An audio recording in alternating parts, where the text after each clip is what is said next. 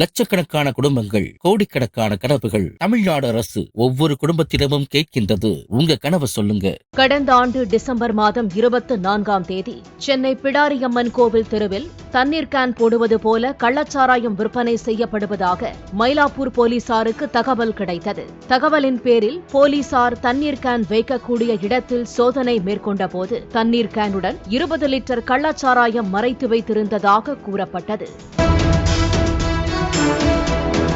விற்பனைக்காக வைத்திருந்த 20 லிட்டர் கள்ளச்சாராய கேனை பறிமுதல் செய்ததாக கூறிய போலீசார் விற்பனை செய்து வந்ததாக வனிதா என்பவரை கைது செய்து சிறையில் அடைத்தனர். ஆந்திராவிலிருந்து கள்ளச்சாராயத்தை கணவர் அப்துல்லா மூலம் வாங்கி வந்து வனிதா விற்பனை செய்து வந்ததாக போலீசார் தெரிவித்தனர். ஏற்கனவே வனிதா மீது சட்டவிரோதமாக மது பாட்டில் விற்பனை செய்யப்பட்ட வழக்கு உள்ளது. இந்த நிலையில் சென்னையில் கள்ளச்சாராயம் எப்படி ஊடுருவியது என விசாரிக்க உயரதிகாரிகள் உத்தரவின் பேரில் பிரத்யேகமாக தனிப்படை அமைக்கப்பட்டது. அந்த விசாரணையில் திடுக்கிடும் தகவல்கள் வெளியானது. மேலும் வனிதாவின் கணவர் அப்துல்லாவை பிடித்து போலீசார் விசாரணை செய்தனர். வழக்கின் விசாரணையை தீவிரமாக மேற்கொண்டபோது போலீசார் சிசிடிவி காட்சிகள் மற்றும் ஆதாரங்களை சேகரிக்க ஆரம்பித்தனர்.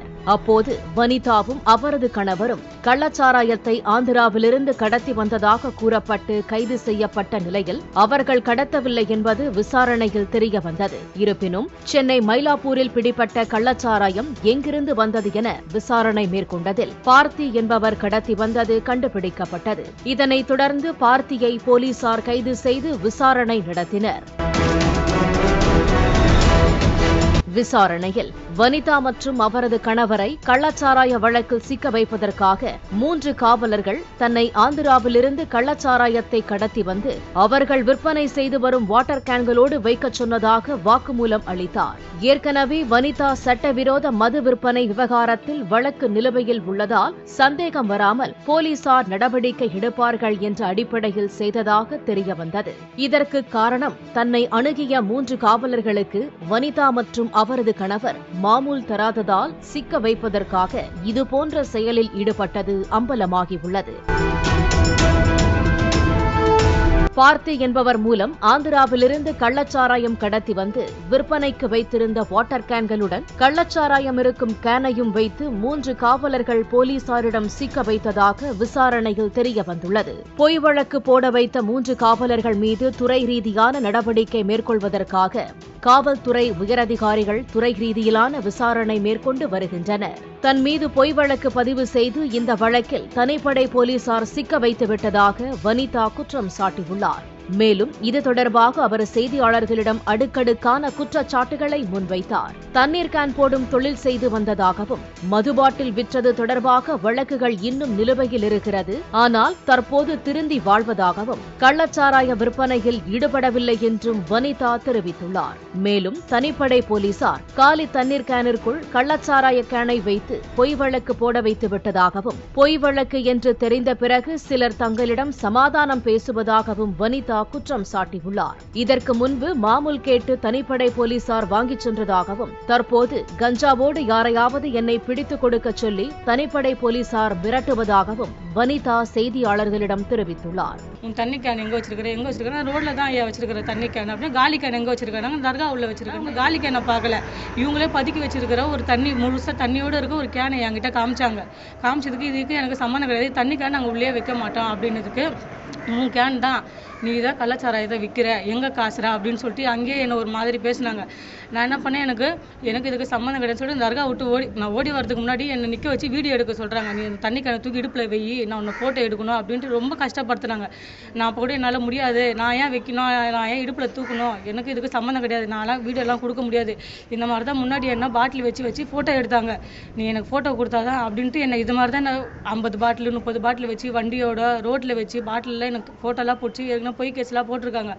நான் அதை மனசில் வச்சுக்கிட்டா இதையும் பொய் கேஸ் போட்டுற போகிறாங்கன்னு சொல்லிட்டு தான் நான் கேமரா முன்னாடியே நிற்கல. என்னை இடுப்பில் தூக்கி வைக்க சொல்கிறாங்க தண்ணி கேன். அப்போ கூட தண்ணி கேன் நான் தூக்கி வைக்கல. இதுக்கு முழுக்க என்னை இட்டுன்னு போய் ஸ்டேஷனில் வச்சு என்னை விசாரிக்கிறப்ப கூட நான் இன்ஸ்பெக்டர் ஐயா கிட்ட சொன்னேன், ஐயா எனக்கு இதுக்கு சம்மந்தம் இல்லையா, நீங்கள் வீட்டாண்ட கூட வந்து கேட்டு பாருங்கள், நான் வீடு விட தண்ணி கேன் தான் தூக்கி போடுறேன். ஏன்னா என் புருஷனுக்கு ப்ரெஷரு, என் புருஷனால் வயிற்று தூக்க முடியாது, ஏன்னா என் புருஷனுக்கு கணையத்தில் பிரச்சனை. அப்படி இருக்கிறப்ப நான் என் புருஷனை எந்த தொல்லையும் பண்ணலை. என் புருஷன் உடம்பு உடம்புக்கும் முடியல அப்படின்றதுனால என் புருஷனை இந்த விஷயத்தில் நான் ஃபோர்ஸ் பண்ண மாட்டேன். ஏன்னா என் பிள்ளைங்கள நான் மட்டும்தான் பார்க்குறேன். என் புருஷன் சப்போஸ் இங்கே வந்துட்டு ஒரு 10 ரூபாய்க்கு மேலே 10 ரூபாய் இருந்தால் என் புருஷன் குடிக்க தான் தோணும். அதனாலே நான் என் புருஷன்கிட்ட எந்த ஒரு கதையும் நான் சொல்ல போகிறது கிடையாது. அதனால என் புருஷன் வந்து இந்த ரியல் எஸ்டேட் இந்த வீடு முடிக்கிற வேலையில் இப்போ தான் ஒரு 2-3 மாதமாக தான் இந்த வேலையில் சுற்றின்னு இருக்காரு. நான் சொல்கிறேன், ஐயா எனக்கு இதுக்கு சம்மந்தம் இல்லையா அப்படின்னு, இவ்வளோ கஸ்டடி எடுங்க அப்படின்ட்டு இந்த தமிழ் செல்வின்ற ஒரு பிசி மேடம் என்னை அவ்வளோ அடி அடித்தாங்க. என்னை அவ்வளோ அடி அடிக்கிறப்ப கூட இன்ஸ்பெக்டர் ஐயா ரூமில் உட்கார வச்சு இன்ஸ்பெக்டர் ஐயா என்னை காதில் அடித்தார். அவர் காலை தூக்கி வச்சு என் முட்டியில் வச்சு அவ்வளோ அழுத்தமாக என்னை அமுத்தின்னு இருக்காரு. நீ தாண்டி பண்ண, நீ ஒத்துக்கடி, இந்த கேஸை நான் இது பண்ணி விட்டுறேன் அப்படின்ட்டு என்னை அவ்வளோ அசிங்கமாக பேசி காது கொடுத்தே கேட்க முடியல. இப்போ வரைக்கும் அந்த அவர் பேசின வார்த்தையெல்லாம் நினச்சாலே எனக்கு தூக்கம் கூட வர மாட்டேங்குது. நாங்கள் முன்னாடி பண்ணோம், 1 வருஷம் ஆயிடுச்சு நாங்கள் தப்பு பண்ணோம். அப்போ கூட நான் பண்ணலை, என் புருஷன் தான் பண்ணது. அதே என் புருஷன் மேலே இருக்க கேஸை என் மேலே போட்டு விட்டுட்டாங்க. சரி, புருஷனுக்கு பதில் என்ன போடுறாங்க அப்படின்னு சொல்லிட்டு நானும் எவ்வளோதான் நானும் பொறுத்துனுக்க முடியும். இப்போ இவர் வந்து போட்ட கேஸ் எல்லாமே பொய் கேஸ் தான். அதுலேயே 2 முன்ஜாமீன் வாங்கியிருக்கேன், 2 ஓன் பெயில் கொடுத்துருக்காங்க ஜட்ஜம்மா. அவங்களுக்கு தெரியுது நான் தப்பு பண்ணலை அப்படின்ட்டு. ஃபுட்டேஜ் கேட்குறாங்க, இவங்களால ஃபுட்டேஜ் கொடுக்க முடியல. இப்போயும் இதுக்கு ஃபுட்டேஜ் கிடையாது. ஃபுட்டேஜ் இல்லாததுனால இப்போ எல்லாருமே வந்து என்கிட்ட வந்து காம்ப்ரமைஸ்லாம் பேசுகிற மாதிரி தான் இப்போ இருக்குது. நாங்கள் தெரியாமல் பண்ணிட்டோம், நாங்கள் ஒரு நிரபராதி தண்டிச்சிட்டோம் அப்படின்ற மாதிரி பேசுகிறாங்க. இப்போ நீங்கள் நிரபராதி தண்டிச்சிட்டிங்கன்னு சொன்னீங்கன்னா என்னை யூடியூப்பில் போட்டிருக்கீங்க, இன்ஸ்டாகிராமில் போட்டிருக்கீங்க, நியூஸ் பேப்பரில் போட்டிருக்கீங்க.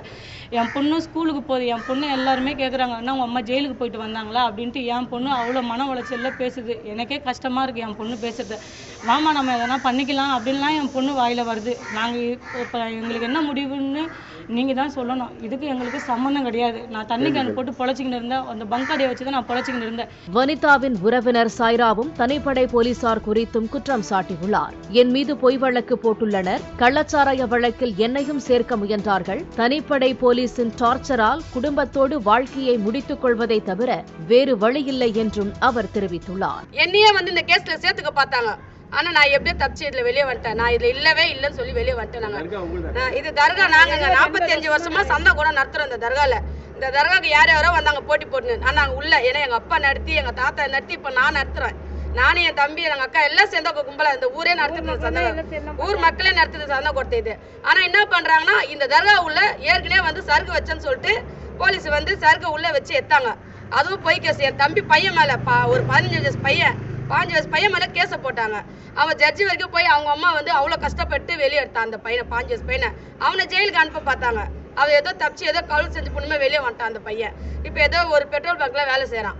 சரிங்களா? இப்போ அவ போய் என் தம்பி பொண்ணடி, என் தம்பி பையன், நானு குடும்பத்தையே ஜெயிலுக்கு அனுப்புறேன்னா, அப்ப நாங்க எல்லாமே வந்து கிருஷ்ணாவுக்கு கொளுத்தின்னு தான் செத்து போனோம். என் தம்பி வியாபாரம் பண்ணா நாங்க இல்லன்னு சொல்ல, சரக்கு வித்தா இல்லன்னு சொல்ல, அவன் வயிற்று பொழப்புக்கு 10 ரூபா சம்பாதிச்சான். அதுக்காக அவனை ஜெயிலுக்கு கூட அனுப்பிச்சுங்க, நாங்க இல்ல சொல்ல. தம்பி பொண்ணாடி ஜெயிலுக்கு போனான், அவளும் இல்ல சொல்ல. ஆனா நான் என்ன கேக்குறேன்னா, திருந்ததுக்கு ஒரு வாய்ப்பே இல்லீங்களா தான் கேக்குறோம்.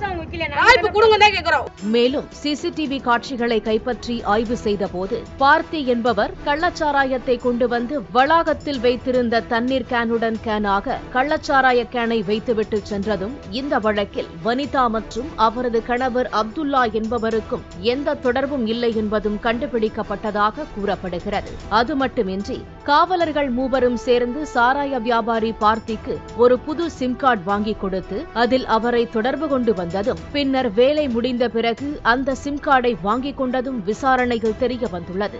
இந்த நிலையில் பொய் வழக்கு போட வைத்த 3 காவலர்கள் மீது துறை ரீதியான நடவடிக்கை மேற்கொள்வதற்காக காவல்துறை உயரதிகாரிகள் துறை ரீதியிலான விசாரணை மேற்கொண்டனர். இதையடுத்து காவலர்கள் பிரகலநாதன், செல்வா மற்றும் வினோத் ஆகிய 3 காவலர்கள் காத்திருப்போர் பட்டியலுக்கு மாற்றம் செய்து உத்தரவு பிறப்பிக்கப்பட்டுள்ளது. இயக்குனரும் நடிகருமான சுந்தர் சி நடித்த தலைநகரம் படத்தில் ரவுடி தொழிலை விட்டு சாதாரணமாக வாழ்ந்து வரும்போது மாமூலுக்காக மீண்டும் ரவுடி தொழில் செய்ய காவல்துறையினரை தூண்டிவிடும் காட்சி இடம்பெற்றிருக்கும். அந்த சினிமாவையே மிஞ்சும் அளவிற்கு சென்னையில் மாமூலுக்காக காவல்துறையினரை சட்டவிரோத மதுபாட்டில் விற்பனையை கைவிட்டவர்களை போலியாக செட்டிங் செய்து பொய் வழக்கில் சிக்க வைக்க மேற்கொண்ட சம்பவம் தலைநகரத்தில் அதிர்ச்சியையும் பரபரப்பையும் ஏற்படுத்தியுள்ளது. பாலிமர் செய்திகளுக்காக சென்னை செய்தியாளர் கதிரவன். லட்சக்கணக்கான குடும்பங்கள், கோடிக்கணக்கான கனவுகள் தமிழ்நாடு அரசு ஒவ்வொரு குடும்பத்திடமும் கேட்கின்றது. உங்க கனவை சொல்லுங்க.